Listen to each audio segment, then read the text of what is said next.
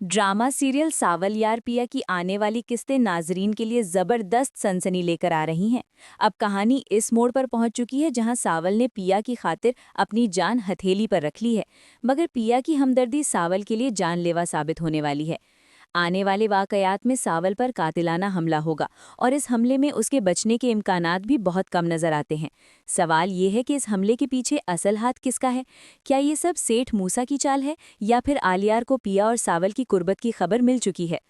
दूसरी जानिब असलम एक संगीन साजिश का शिकार हो चुका है। सेठ दाऊद ने खुद को बचाने के लिए असलम को एक केस में बुरी तरह फंसा दिया है और अब वो पूरी ताकत के साथ असलम की जमानत रुकवाने की कोशिश कर रहा है। अपने असर और रसूख और ताल्लुकात इस्तेमाल करते हुए वो कानून को भी अपने हक में मोड़ लेता है, जिसके बायस असलम बेबसी के आलम में जेल की सलाखों के पीछे बैठा रह जाता है। पुलिस अफसर बाबर और हालात का तमस्खर उड़ाते हुए असलम को उसकी गलतियों का एहसास दिलाता है कि ताकतवर लोगों से टक्कर लेना किस कदर महंगा पड़ता है।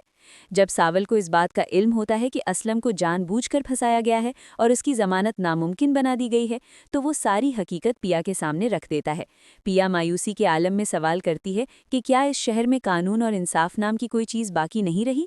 सावल तल्ख हकीकत बयान करते हुए कहता है कि यहाँ सिर्फ दौलतमंदों की हुक्मरानी है, जहाँ पैसे के बल पर सब कुछ खरीदा जा सकता है।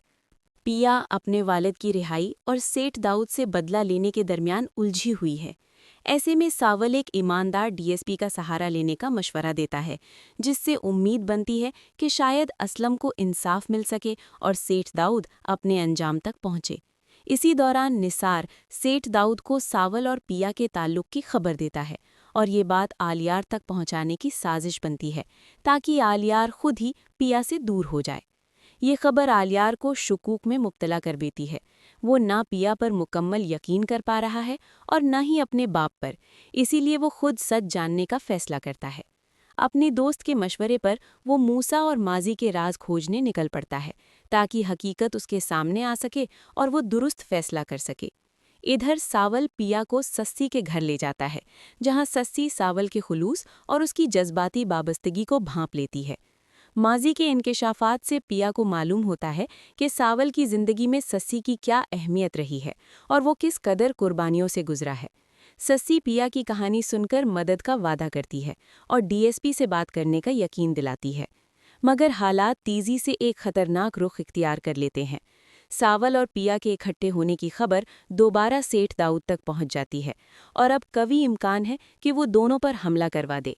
अंदाज़ा यही है कि इस बार हमला जानलेवा होगा, जिसमें सावल को गोली मार दी जाएगी और वो नाजुक हालत में अस्पताल पहुंचाया जाएगा। सेठ दाऊद के लिए सबसे बड़ी रुकावट अब सिर्फ सावल ही रह गया है और अगर वो उसे रास्ते से हटा दे तो उसके लिए अपना बदला लेना आसान हो जाएगा। अब देखना यह है कि क्या सावल मौत से लड़कर बच पाता है या कहानी एक और अलमनाक मोड़ ले लेती है। आने वाली किस्तें सस्पेंस, जज्बात और खतरनाक साजिशों से भरपूर होंगी।